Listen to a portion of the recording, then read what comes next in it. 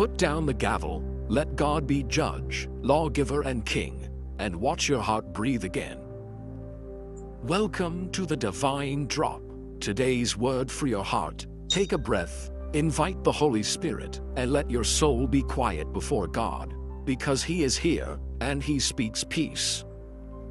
Life brings us trouble, pressure, fear, and sometimes the deepest wounds come from people who hurt us. We get pulled into conflicts we did not ask for, or we make choices that create pain, and later we do not know how to fix it. But the Word of God says, "The Lord is our judge, the Lord is our lawgiver, the Lord is our king. He will save us." Isaiah 33 verse 22. This means God alone sees clearly, rules wisely, and rescues fully.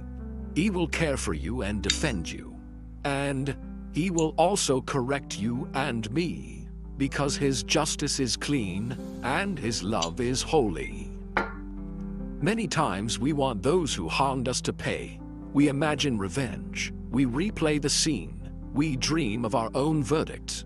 And when we do not see them suffer the way we think they should, we feel cheated. We say there is no justice. And the poison of resentment begins to eat our heart from the inside. But God's justice is not small, and it is not late. It is higher than our plans, and deeper than our pain. And real justice is this: each person receives what is due. Mercy for the repentant, discipline for the stubborn, healing for the broken, truth for the confused. And God is faithful to give each one their portion in His way and time. If we are honest, we also have hurt people, sometimes on purpose and sometimes without noticing. We have spoken sharp words, kept secrets, judged quickly, broken trust, and yet God came close to us with kindness and correction. He offered forgiveness. He trained our hearts, and He gave us peace. That same grace that restored us is the grace He wants to pour into this moment, not to erase justice, but to heal our soul and free us from the chains of bitterness. God does not ignore what happened to you. He saw the harsh word, the betrayal, the unfair treatment, the loss. He collects your tears and remembers your prayers. But He also says, "Leave room for my justice, because His verdict is perfect and His timing is pure." You may not see what He does in those who hurt you, but you will see what He does in you when you choose to forgive and place the case in His hands. Forgiveness is not saying it was nothing. Forgiveness is handing the debt to God and letting Him be judge, lawgiver, and king. Forgiveness is not trust restored in 1 second, and it is not the end of healthy boundaries. Forgiveness is the decision to refuse revenge, to bless instead of curse, to move forward without carrying the weight that crushes your chest. When you forgive, you are not freeing the other person first. You are freeing your own heart, and God meets you in that place with strength and calm.